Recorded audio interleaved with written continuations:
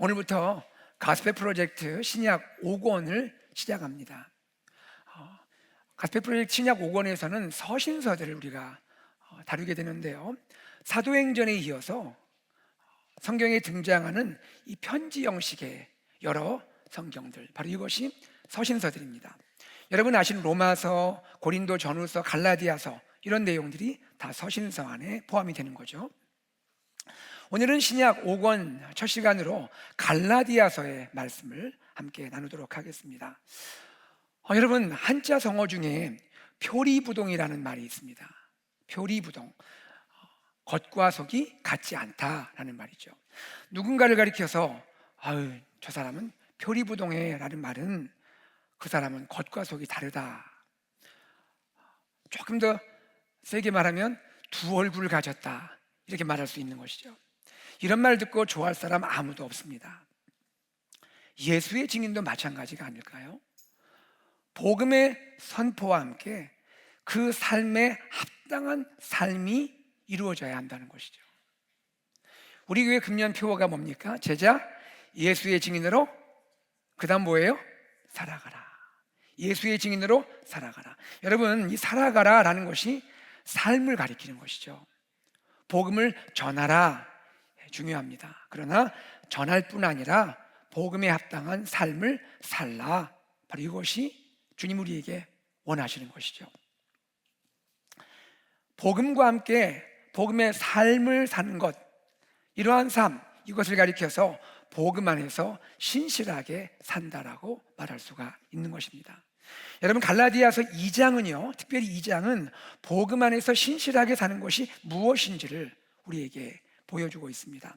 갈라디아서 2장으로 우리가 들어가겠는데요, 이 갈라디아서 2장은요, 베드로가 안디옥에 이르렀을 때 있었던 한 가지 사건을 소개해주고 있습니다. 어떤 일이 있었을까요? 바울이 베드로를 책망하는 거예요. 자, 누가 누구를 책망한다고요? 바울이 베드로를 책망하는 거예요. 자, 11절입니다. 함께 읽어보죠. 시작. 게바가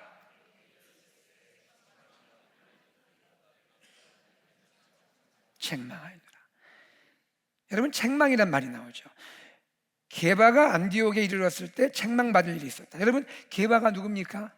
베드로죠. 베드로의 다른 이름이 시몬이기도 하고 또 게바이기도 하죠.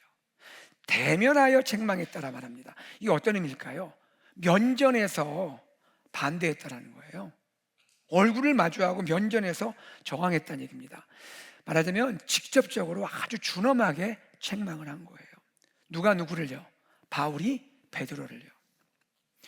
여러분, 이 당시에 베드로는 누굽니까? 사도행전에 이미 들어서서 베드로는 누굽니까? 예수님의 수제자죠. 그리고 대사도입니다. 사도 중에도 모두가 존경하는 대사도입니다. 교회의 기둥 같은 지도자입니다. 그런데 바울이 베드로를 책망하는 거예요. 심지어 14절에 보면 모든 사람 앞에서 책망했다. 이 말은 뭐예요? 공개적으로 책망했다라는 의미인 것입니다. 여러분, 바울이 왜 베드로를 책망할까요? 바울 안에 어떤 인간적인 이유나 동기가 있었기 때문일까요?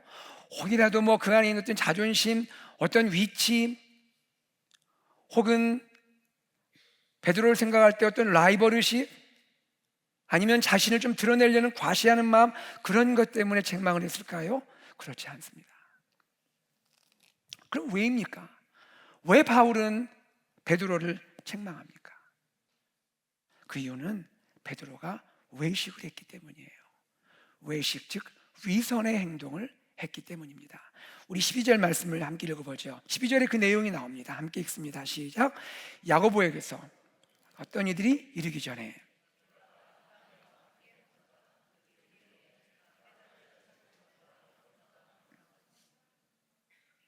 이게 어떤 상황입니까? 이런 거예요.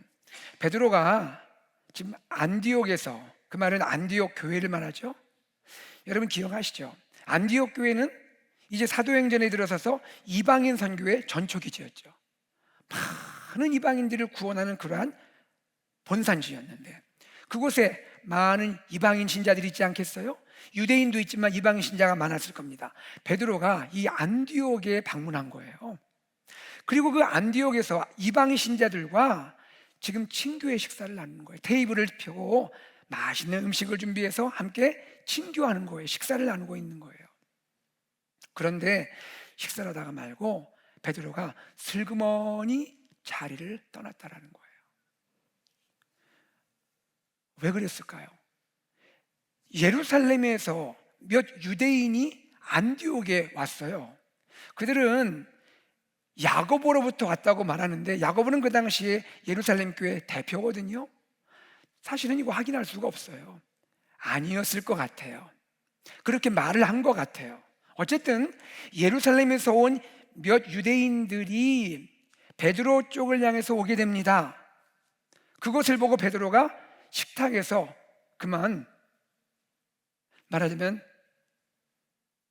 모든 것을 다 중단하고 자리를 떠났다, 피했다라는 거예요. 여러분, 여기 지금 소개되는 이 유대인들이 있죠. 이들을 헬라파 유대인들이라 부릅니다. 우리 전에 사도행전 말씀 나눌 때 여러분 나눴죠? 헬라파 유대인들. 이들은 누굽니까? 사도행전 15장 예루살렘 공회와 관련을 지어본다면 이들은 이런 사람들이에요. 예수를 믿는데, 이들이 예수를 믿긴 믿는데 여전히 할례를 주장하는 거예요. 예수를 믿는데 여전히 율법을 준수해야 한다라고 주장하는 사람들인 거예요. 베드로의 행동은요, 주변에 영향을 끼쳤습니다. 베드로만 식사 중단하고 자리를 이석한 것이 아니라 함께 식사하고 있던 다른 유대인들도 베드로를 따라서 다 자리를 떠났고요, 그리고 바나바마저 자리를 떠났다고 성경은 말합니다. 여러분, 이 장면을 이렇게 한번 그려보세요. 이렇게 상상해 보세요. 지금 이방인 신자들이 얼마나 설레인 마음으로 이 친교의 식사를 하겠어요. 생각해 보세요. 베드로 사도가 안디옥에 온대. 베드로 사도가 안디옥에 온. 그들이 얼마나 기대감을 가지고 식사를 사모했겠어요. 그리고 드디어 베드로 사도가 왔습니다. 함께 식사하는 거예요. 얼마나 마음이 기쁘겠습니까? 베드로 사도를 만나다니요. 그 즐겁게 기쁨으로 식사합니다. 분명히 대화간에 서로 어떻게 불렀을까요? 형제님, 자매님 이렇게 불렀을 거예요. 형제님, 자매님 하면서 얼마나 가족 같은 분위기가 있겠어요. 그런데 베드로가 식사 중에 돌연 어떤 유대인들을 보더니 그만 자리를 피해서 떠났다라는 거예요. 그리고 그와 함께 유대인들도 떠났고 안디옥 교회 지도자였던 바나바마저도 떠났다라는 거예요. 여러분, 이로 인해서 베드로 떠나요, 동석에 있던 사람들 다 떠나버려요, 바나바까지 떠나요. 남게 된 이방인 신자들, 그들의 마음이 어땠을까요? 이게 뭐지? 이게 뭐야? 생각 안 했을까요? 어쩌면 그들의 마음에 큰 상처가 생겼을 수도 있는 거예요.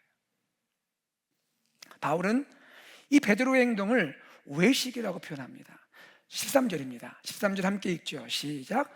남은 유대인들도 그와 같이 외식함으로 바나바도 그들의 외식에 유혹되었느니라.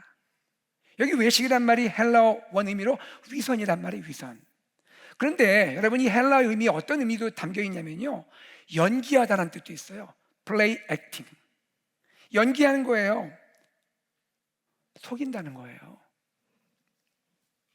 여러분, 베드로는 그것을 의식했을지 모르겠지만 베드로는 지금 그의 행동을 통해서 뭐 하고 있는 거예요? 자신을 속이고 있는 거예요. 자신의 진짜 모습과 다르게 행동하고 있는 거예요. 그리고 베드로의 이 모습은 다른 사람에게도 전염이 돼버린 거예요. 여러분, 사도행전 10장에 고넬료 가정, 이방인 고넬료 가정의 회심과 구원 사건을 기억하시죠? 이방인 가정이 구원받았죠. 그때 누가 가서 말씀을 전했습니까? 베드로가 가서 말씀을 전했잖아요. 베드로가 말씀을 전했고 이방인 가정이 예수 믿고 다 구원받았습니다. 그 사건을 통해 베드로는 깨달았어요. 이미 알고 있었어요. 하나님은 사람을 외모로 보지 않으신다. 구원에 있어서 유대인과 이방인을 차별하지 않으신다. 누구든지 주 예수를 믿으면 다 구원받게 된다, 이것을 알고 있었습니다. 그래서 그 후에 예루살렘 교회에 가서 베드로가 이 사건을 보고까지 했던 거예요. 베드로는요, 예수 믿은 고넬료 가정, 비록 이방인이지만 예수 믿은 고넬료 가정과 함께 식사의 교제를 나눴어요. 유대인이지만 유대인으로서 이방인 가정과 식탁의 교제를 나눴고, 아마도 어쩌면 성만찬도 함께 했을지 모르죠. 유대인이지만 이방인과 구별 없이 지낸 거예요. 베드로는 마음에 진정으로 자유했던 거예요. 이것이 베드로예요. 이것이 베드로의 진짜 모습이에요. 변화된 베드로의 모습이에요. 그런데 지금 베드로가 자신의 모습과 다르게 행동을 하고 있다는 거예요. 평소와 다르게 행동을 하고 있습니다. 왜 그럴까요? 왜 베드로가 이렇게 할까요? 그 이유를 12절 후반부가 소개해 줍니다. 함께 읽습니다. 시작. 그가 할례자들을 두려워하여 떠나 물러가매. 왜 베드로 이런 행동을 했다고요? 두려움 때문에. 마음속에 두려움이 생겼다는 거예요. 사람을 두려워한 거예요. 사람들의 눈치를 보게 된 거예요. 베드로는요, 예루살렘에서 온 이 할레파 유대인들을 두려워한 거예요. 그들이 나를 비난할까 봐. 베드로, 그대 유대인인데 왜 유대인으로서 이방인과 같이 어울려? 유대인으로서 왜 이방인과 구별 없이 이렇게 교제할 수가 있어? 라는 그 비난에 대해서 마음이 두려웠던 거예요. 이 두려움이 베드로를 외식하게 한 거죠. 위선의 행동을 하게 한 거죠. 지금까지 이방인들과 얼마나 잘 교제하고 그들과 식사했는데, 사람에게 비난받는 것이 두려워서 다른 행동을 하고 있다는 거예요. 여러분, 어쩌면 우리 안에도 베드로의 모습이 있지는 않을까요? 복음 안에서 나는 행하면 되는데, 사람들 눈치로 인해서, 사람들이 두려워서 그렇게 행하지 못하고 있는 것은 혹시 아닐까라는 것입니다. 그런데요, 이 베드로의 행동은 외식을 넘어가는 거예요. 외식도 심각한 문제지만 외식을 넘어서 신앙의 본질적인 문제를 갖고 있어요. 베드로의 행동은요, 복음의 진리를 거부하고 반대하는 그런 행위였던 거예요. 자, 2장 14절 앞부분을 같이 읽어보겠습니다. 시작. 그러므로 나는 그들이 복음의 진리를 따라 바르게 행하지 아니함을 보고, 바울이 베드로에게 함께한 사람들이 말하는 거예요. 나는 그들이 어떻게 행한 거라고요? 복음의 진리를 따라 바르게 행하지 아니한 것이었다. 그것은 베드로가 의도했겠습니까? 베드로가 아무리 우리가 베드로를 지금 이런 상황에서 본다 하더라도, 베드로가 그가 복음의 진리를 부정하거나 복음의 진리를 반대하려는 그런 의도를 가지고 했겠습니까? 그렇진 않죠. 그러나 그런 의도는 없었겠지만 그가 보여준 행동은 결국 복음의 진리를 거부하거나 반대하는 그런 의미를 전달하고 있다는 거예요. 무슨 말입니까? 베드로가 이방인 신자와의 식사 자리를 떠난 것은요, 암암리에 남아있는 이방인 신자들로 하여금 이런 메시지를 전하게 된 거예요. 예수 믿었지만 유대인처럼 살아야 돼. 예수 믿지만 유대인이 되어야 돼. 예수 믿고 구원받았을지라도 할례를 받아야 되고, 예수 믿고 구원받았을지라도 율법을 준수해야 되라는 그러한 메시지가 전달이 될 수 있는 행동이었다는 거예요. 바로 이것이 근본적으로 복음의 진리, 구원의 진리를 부정하는 것이 될 수 있다는 거예요. 여러분, 우리는 알고 있습니다. 믿고 있습니다. 유대인이든 이방인이든 누구든 오직 예수 그리스도를 믿음으로 구원받습니다. 아멘입니까? 누구든지 예수 그리스도를 믿음으로 구원받습니다. 할례는 구원의 조건이 될 수가 없습니다. 율법은 중요합니다. 율법을 통해서 하나님의 깊은 뜻을 알 수도 있고, 율법을 통해서 나의 죄를 깨닫고 그리스도께 나갈 수도 있습니다. 그러나 율법을 준수하는 것은 결코 구원의 조건이 될 수 없습니다.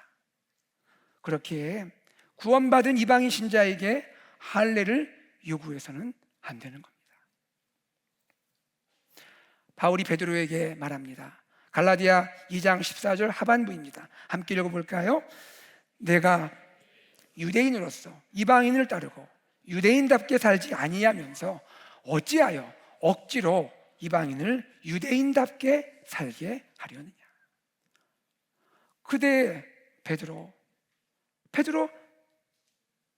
그대도 유대인이지만 이제 복음 안에서 이방인 같이 교제하고 유대인답게 살지 않고 있는데 어째서 억지로 이방인을 유대인답게 살게 하려고 하느냐. 그러면서 바울은 복음의 진리를 분명하게 다시 한번 밝혀주고 있습니다. 무엇이 복음의 진리냐? 자, 우리 갈라디아 2장 16절 우리 천천히 읽어보겠습니다. 시작. 사람이 의로워지고 사람이 구원받고 사람이 모든 죄에서 용서받을 수 있는 것, 그것은 율법의 행위로서가 아니고 오직 그리스도를 믿음으로써 이루어진다라는 거예요. 여러분, 이 복음의 진리가 우리 가슴 속에, 우리의 가정과 목장과 교회 공동체 안에 온전히 아멘이 되어지고 이 복음의 진리를 붙들고 살아가는 저와 여러분 되기를 소망합니다. 율법의 행위로서는 의롭다함 받을 육체가 없는 거예요. 여러분, 어떤 사람이, 유대인 가운데도 누가 자신의 행위를 가지고 하나님 앞에 나아가 의롭다함 받을 수가 있겠습니까? 우리의 구원, 우리가 의롭게 되는 기초는 오직 그리스도를 믿음으로입니다. 예수님의 십자가의 그 은혜를 믿음으로입니다. 그 외에 아무것도 없습니다. 율법의 행위를 주장하는 것은 그 깊은 가운데 나를 자랑하는 거예요. 나의 공로를 자랑하는 것이 됩니다. 여러분, 우리는 마음 가운데 주님을 향하여 분명히 고백합시다. 우리에게는 주 예수 그리스도의 십자가 외에 아무것도 자랑할 것이 없습니다. 아멘. 여러분, 오직 예수를 믿음으로 의롭게 된다, 구원받는다, 이 복음의 진리가 우리에게 얼마나 큰 은혜가 됩니까? 저도 대학 1학년 마치고 이 은혜를 깨닫게 되었을 때 제 영혼이 자유케 되는 걸 경험했습니다. 나의 어떤 선함, 나의 어떤 행위, 공로가 아니요, 구원받을 수 없는, 자격 없는 나 죄인을 그리스도 예수께서 십자가에 피 흘려주심으로 나를 의롭게 하시고 구원하셨다는 것이야말로 내 영혼을 얼마나 자유케 했는지 모릅니다. 여러분, 이 복음 안의 자유가 여러분 안에 있기를 소망합니다. 바울이 베드로를 책망한 것은 복음의 진리를 세우고자 하는 것입니다. 베드로를 책망한 그 자체가 목적이 아닙니다. 바울은 베드로가 누군지 잘 알고 있죠. 베드로, 하나님 나라를 위해 생명을 바쳐 헌신하는 귀한 사도, 소중한 믿음의 동역자 베드로입니다. 그 베드로가 순간 그릇된 행동에 빠졌지만 다시 귀한 베드로를 일깨워서 복음의 진리를 온전히 전할 수 있도록 하고자 했던 것입니다. 베드로는 더욱이 영향력 있는 지도자였기에 베드로로 인해서 수많은 사람들에게 복음의 진리가 전파되기를 원했던 것입니다. 바로 이것이 바울이 베드로의 행동을 책망했던 이유인 것입니다. 다시 한번 생각해 봅시다. 바울에게 베드로는 복음과 하나님 나라의 소중한 동역자입니다. 그렇기에 책망한 것입니다. 복음의 진리에 신실했던 바울을 볼 수 있습니다. 베드로는 어떻겠을까요? 베드로는 이 일로 인해서 내 다시는 바울 안 본다, 그렇게 했을까요? 그 후에 베드로는 베드로대로 하나님 나라와 복음을 위해서 생명을 바쳐 헌신했습니다. 그 책망하는 바울의 마음을 알았을 겁니다. 그 후에 그는 돌이켰겠죠. 사랑하는 동역자 바울을 통해 그의 행동에서 돌이켜서 다시 주의 귀한 복음의 증인으로 살게 되었던 것이죠. 베드로는 겸손한 사도였던 것입니다. 우리는 이 일을 통해서 우리의 작은 행동을 돌아볼 수 있어야 합니다. 우리의 작은 행동은요, 다른 사람에게 영향을 끼칠 수가 있고 혹은 복음의 진리에 반대가 될 수 있는 일이 될 수도 있다는 겁니다. 내가 복음의 진리를 위해 고쳐야 할 것, 버려야 할 것이 무엇인지 그런 행동과 습관이 있다면 여러분 목장 모임을 통해서 이번 목장 모임을 통해 함께 나눌 수 있기를 바랍니다. 그러면 우리는 어떻게 삶 속에서 복음의 진리를 실천하며 살 수가 있을까요? 어떻게 우리는 예수의 증인으로서 복음 안에서 신실하게 살 수 있을까요? 갈라디아 2장 20절이 우리에게 말합니다. 여러분 우리가 그렇게 사랑하는 갈라디아 2장 10절이 바로 이 맥락 가운데 나옵니다. 함께 읽어볼까요? 20절 시작. 내가 그리스도와 함께 십자가에 못 박혔나니 그런즉 이제는 내가 사는 것이 아니요 오직 내 안에 그리스도께서 사시는 것이라. 이제 내가 육체 가운데 사는 것은 나를 사랑하사 나를 위하여 자기 자신을 버리신 하나님의 아들을 믿는 믿음 안에서 사는 것이라. 그래요. 어떻게 우리가 복음 안에서 복음을 알고 믿는 우리가 고백하는 우리가 어떻게 복음 안에서 신실하게 살아갈 수 있을까요? 그것은 내가 죽는 겁니다. 내가 죽고 내 안에 그리스도께서 사시는 거예요. 내가 복음의 진리대로 살지 못한다면 그것은 뭡니까? 내가 살아있기 때문이에요. 베드로가 그 식탁의 자리에서 떠나야 했던 것은 사람들을 의식했기 때문입니다. 여전히 내가 살아있기 때문입니다. 비난이 두려웠기 때문입니다. 여러분 내가 죽고 그리스도가 내 안에 사는 그런 은혜의 역사가 이루어지기를 소망합니다. 복음 안에서 신실하게 사는 것이 무엇인지를 보여주기 위해서 고뇌하고 행동으로 옮겼던 한 사람이 있죠. 디트리 보네퍼입니다. 독일의 목사이고 신학자였고 그는 그의 행동을 통해서 그 시대를 외쳤습니다. 말하자면 예언자적 외침으로 시대를 책망했던 것이죠. 나치의 독일에 대해서 항거하다가 그는 39살의 나이로 처형을 당하게 됩니다. 여러분 보네퍼가 1937년에 나를 따르라라는 그런 책에서 값싼 은혜를 말합니다. 값싼 은혜. 이 값싼 은혜를 말하고 비판합니다. 값싼 은혜가 무엇이냐? 여러분 은혜 가운데 값싼 은혜가 어디 있어요? 보네퍼가 왜 이런 말을 할까요? 값싼 은혜란 것은 그리스도를 따름이 빠져있는 은혜다. 은혜인데 그리스도를 따르는 것이 없는 은혜다. 은혜는 은혜인데 십자가가 빠져있는 은혜다. 성육신의 실천이 없는 은혜다. 예수님이 이 땅에 오셔서 몸소 순종하시고 섬기신 바로 그러한 성육신의 실천이 빠져있는 은혜, 그것이 값싼 은혜다. 그리스도의 제자의 삶이 없는 신앙이 값싼 은혜다 말합니다. 저는 이 말을 이렇게 다시 말하기 원합니다. 값싼 복음. 우리가 갖고 있는 이 복음은 얼마나 귀합니까?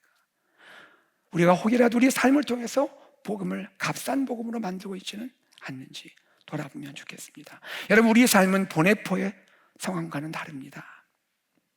그러나 우리는 우리 각자 삶의 자리에서 복음 안에서 신실한 삶을 살고자 복음의 진리를 따르고자 그렇게 행하고자 주님 앞에 나가야 할 줄로 믿습니다. 여러분 계시는 그 학교, 일터, 가정 또 우리 교회 공동체 안에서 복음의 진리를 고백할 뿐 아니라 복음의 진리대로 살아가는 복음 안에 신실한 성도님 되시기를 소망합니다. 말씀 냈습니다. 예수의 증인으로 복음을 선포해야 하면서 삶을 통해 복음을 살아가야 합니다. 우리 모두 신실하게 복음을 전하고 복음의 진리를 따라 신실하게 살아갈 수 있는 예수의 증인 되기를 소망합니다. 하나님의 선한 능력이 우리와 함께 하셔서 복음의 진리를 따라 신실하게 살아가는 AKPC 공동체 되기를 주 예수 그리스도의 이름으로 축복합니다. 아멘.